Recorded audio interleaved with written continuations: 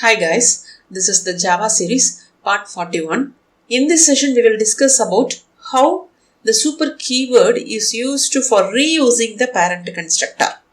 Okay, so here this is the example program.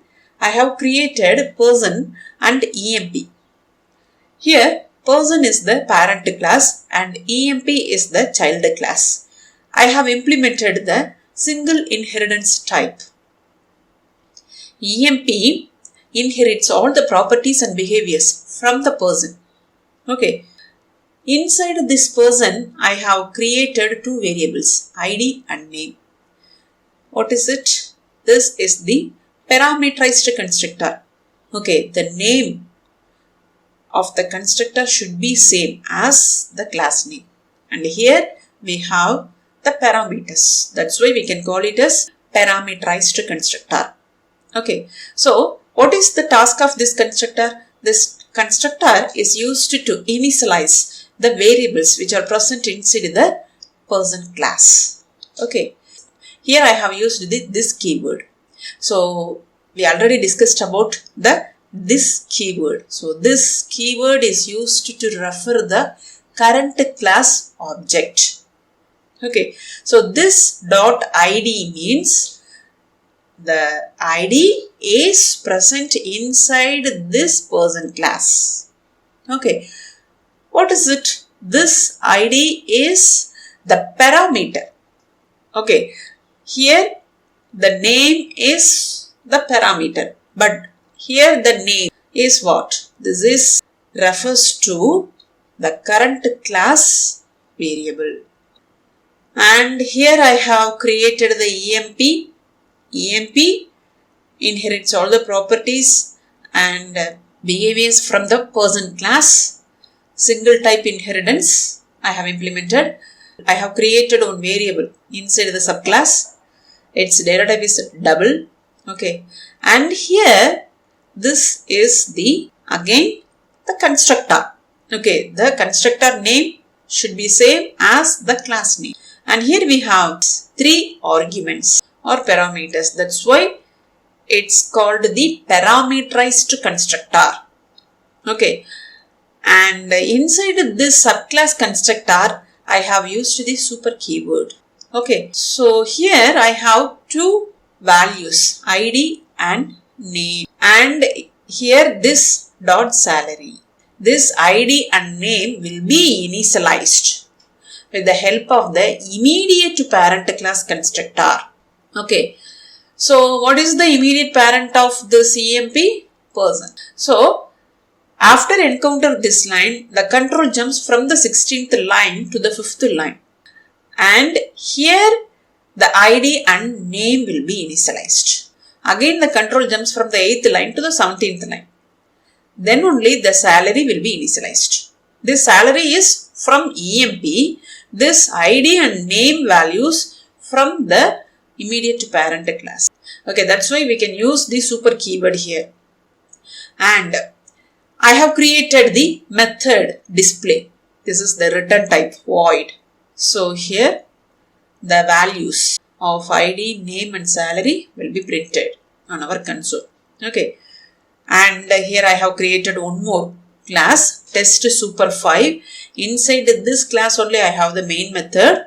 So my file name must be same as this class name only, and execution starts only from the main method. Here I have created the object for the subclass, that is EMP.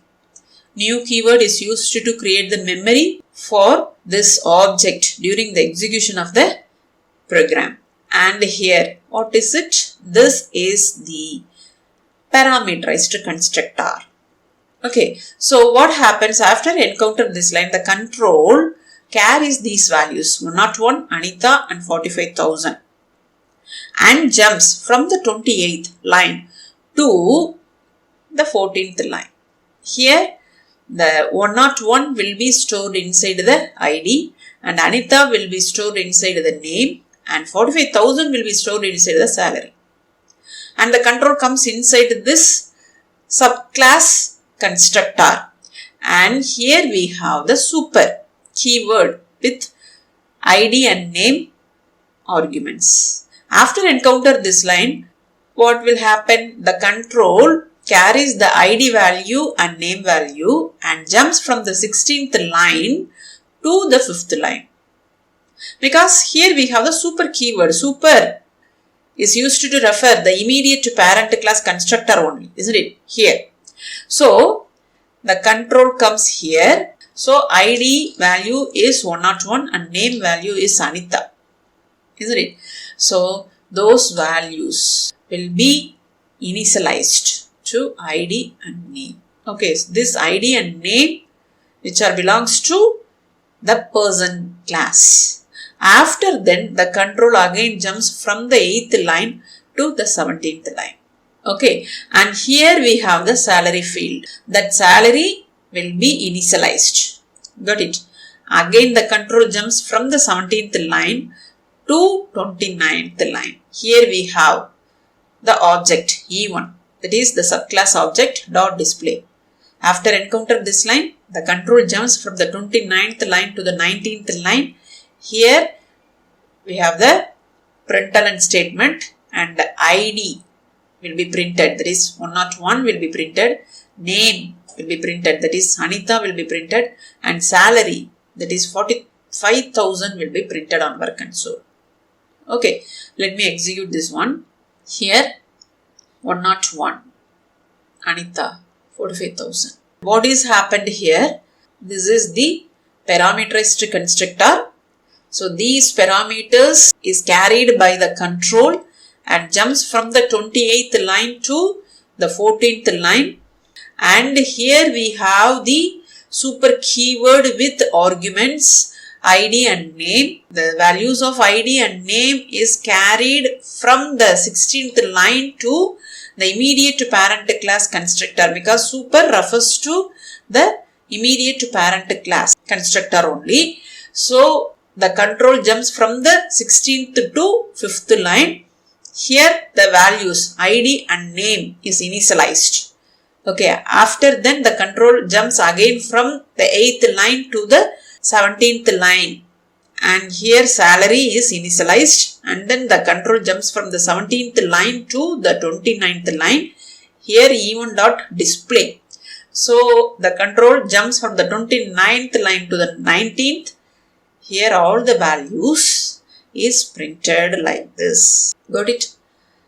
So in this example we have used the super keyword. Okay, this super is used for reusing the parent constructor. I hope you all understood about how the super keyword is used for reusing the parent constructor. We have completed this session. If you have any doubts, drop the message on the comment section. If this video is useful to you, like and share. For more videos, subscribe my channel, hit the bell icon, then only you will get the notification for my new updates. Have a nice day. Thank you.